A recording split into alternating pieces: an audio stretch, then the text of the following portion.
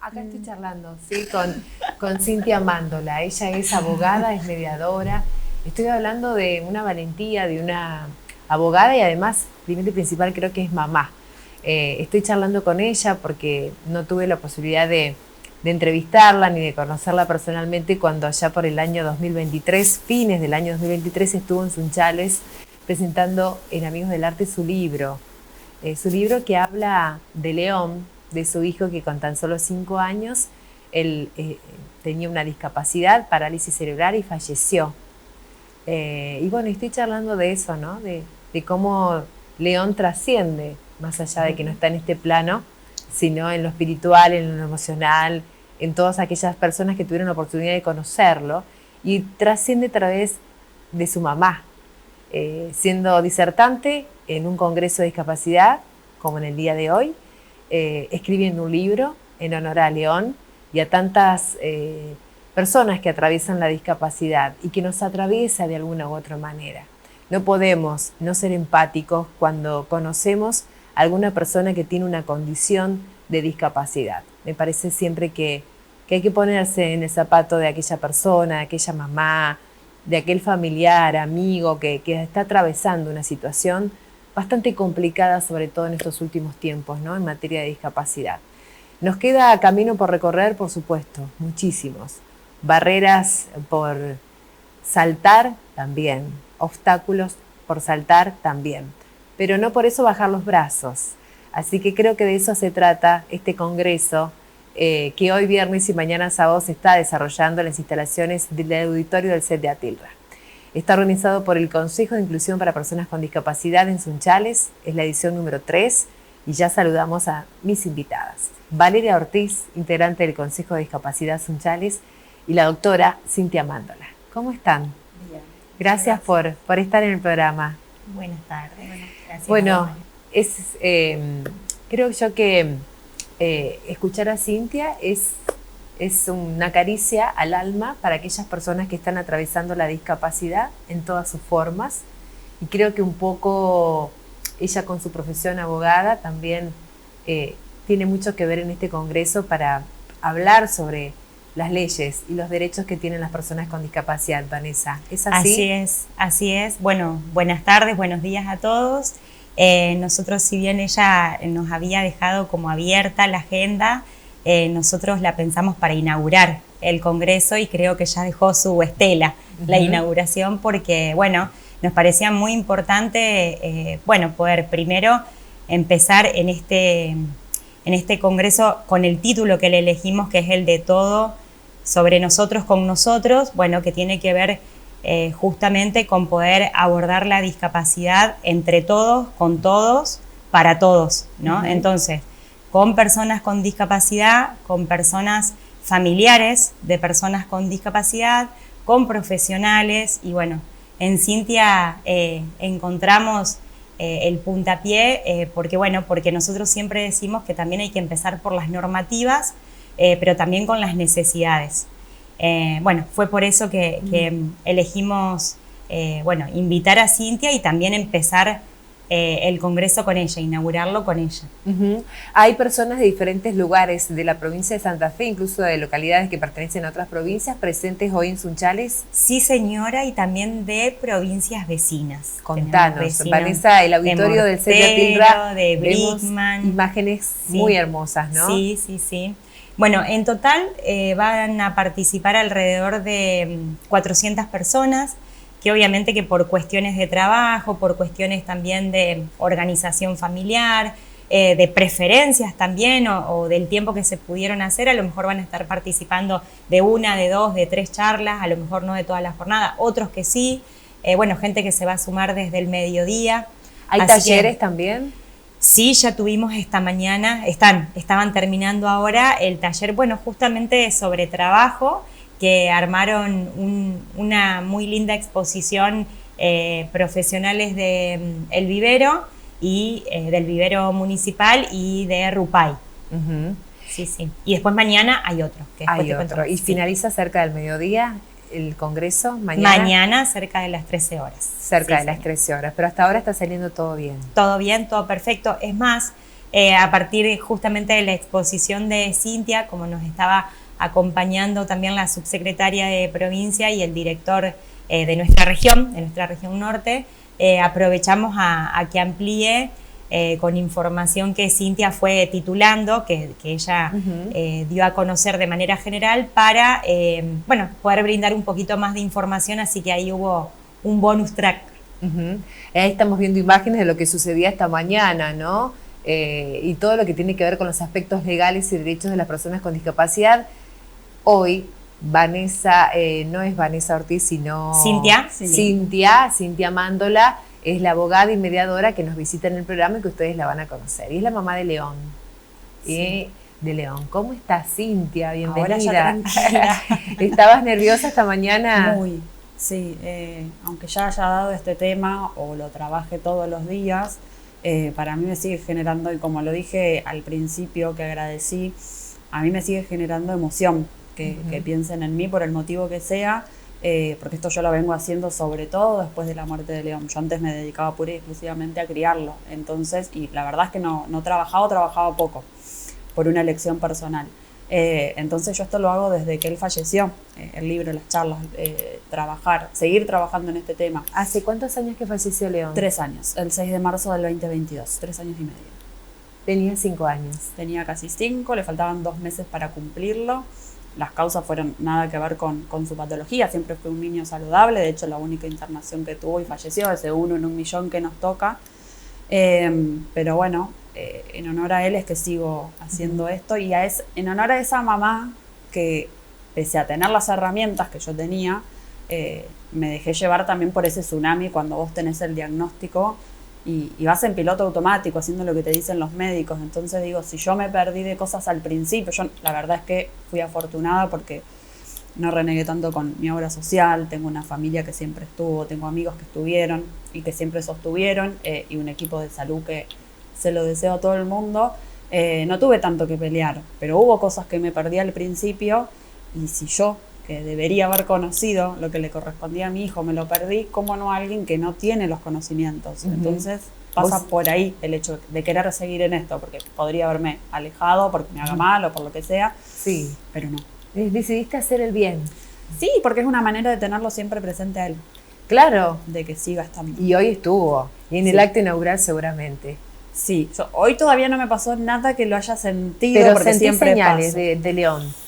Sí. Todo el tiempo. Sí, antes de dar algo seguramente aparece una canción. Bueno, una amiga ayer me regaló una medallita, que es la última foto que tuvimos juntos. Siempre. Siempre. O aparece en la radio o algo. Mirá, ¿y le hizo honor a su nombre? Sí, sí.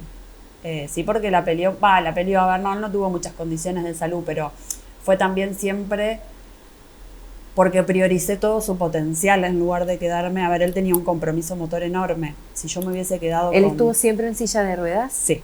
Si yo me hubiese quedado con todo lo que él no podía, claramente no hubiésemos llegado en tan solo 5 años a que él pueda comunicarse con el TOBI, que es un sistema de comunicación alternativo en donde él manejaba el mouse con los ojos.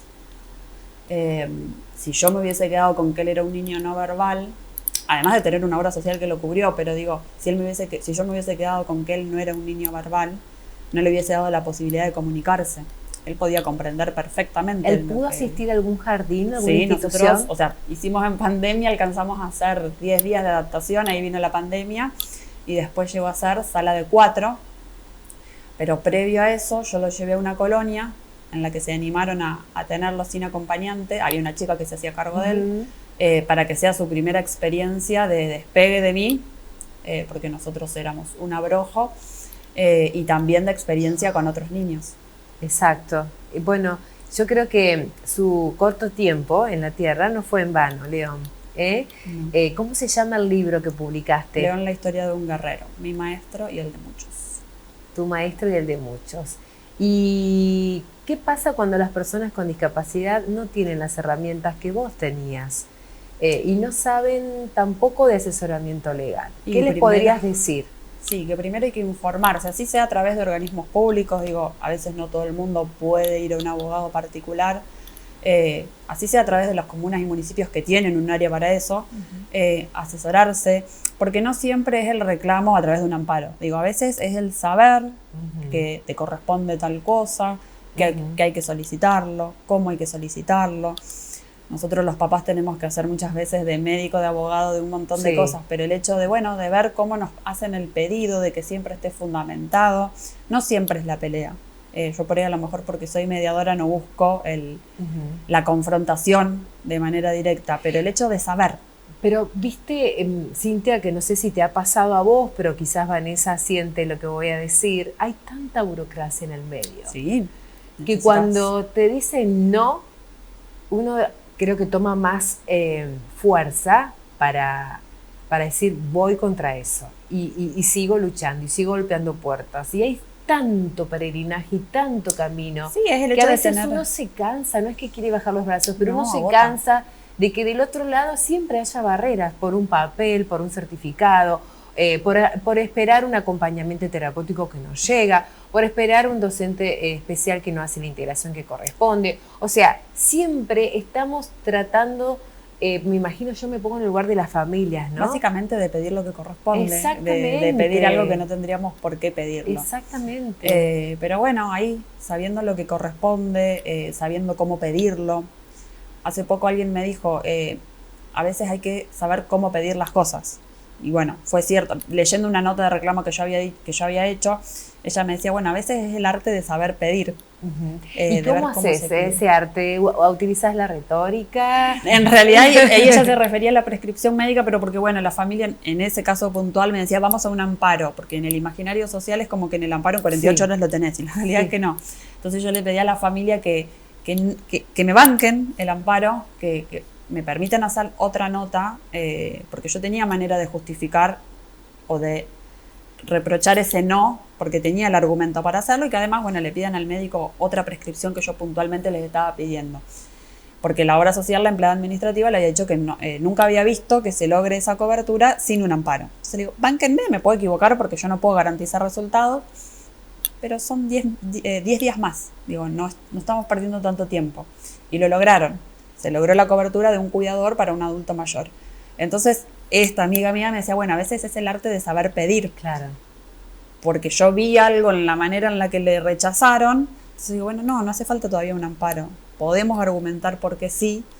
Y bueno, y se logró. Entonces, por ahí a veces tiene que ver con eso. ¿Cuáles son las consultas más frecuentes que te llegan a vos? ¿Los casos más frecuentes? Este año llegó de todo, pero este año fue todo. Estás en San Vicente, ¿verdad? Sí. Provincia de Santa Fe. Sí, este año fue todo. Elementos de ortopedia, bajas de la afiliación sin que corresponda por decir que no habían presentado el certificado de discapacidad cuando se trataban de dos hermanos que tenían la misma patología, los dos certificados presentados juntos, y a uno se lo reclamaban y al otro no.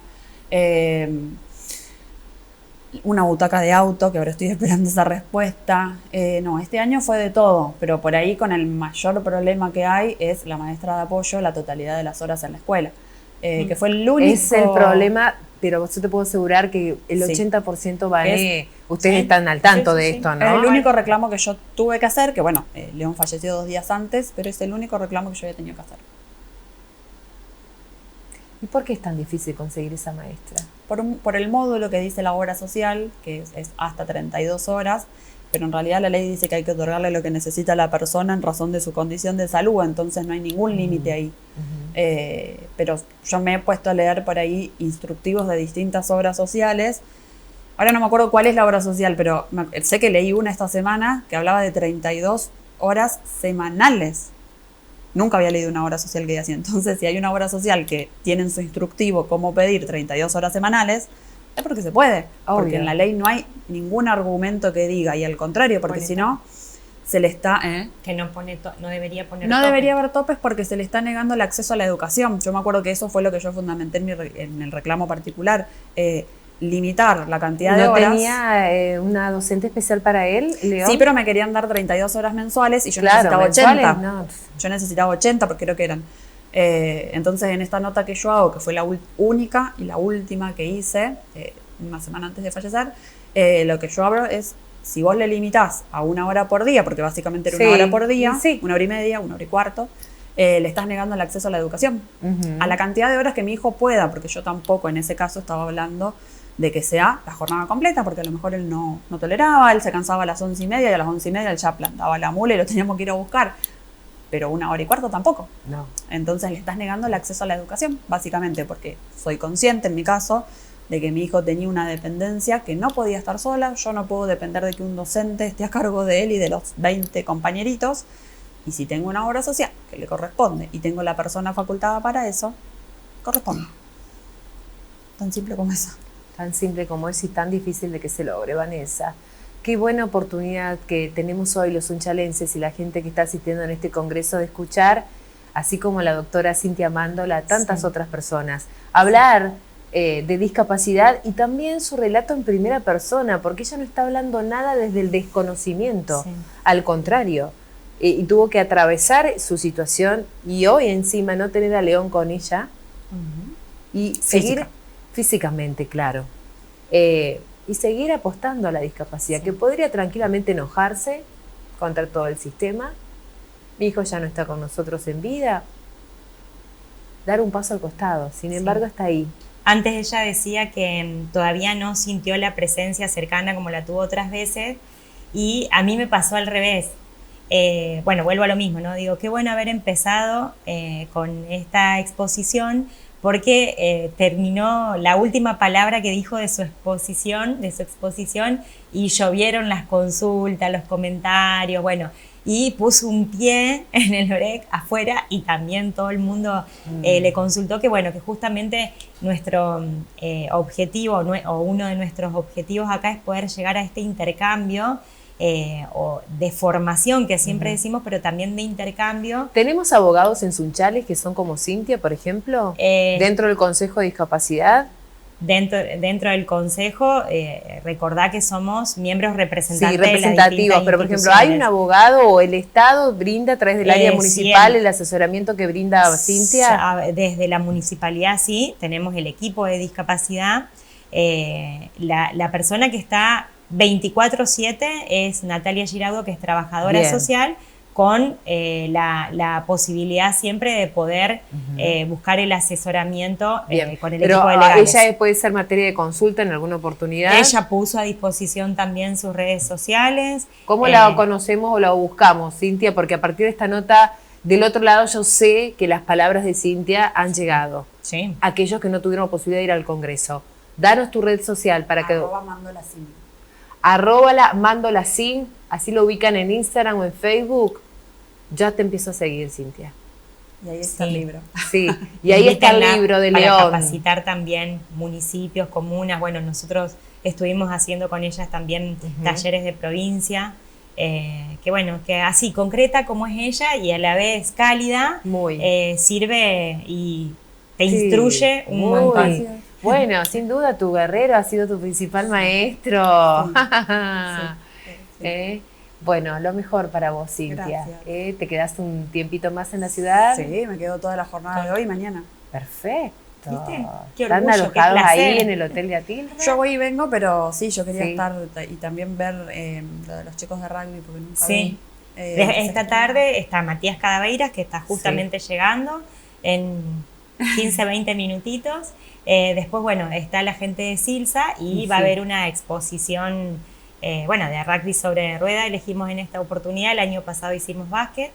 Mañana van Meli Acosta y Johnny, que es un deportista de la ciudad, ex seleccionado de básquet. Te cuento a vos. Mari ya sabe, bueno, ellos también van a hacerlo con la dinámica de taller, como hicieron hoy los chicos de Vivero y Ropay, y cerramos con Edu Sotelo.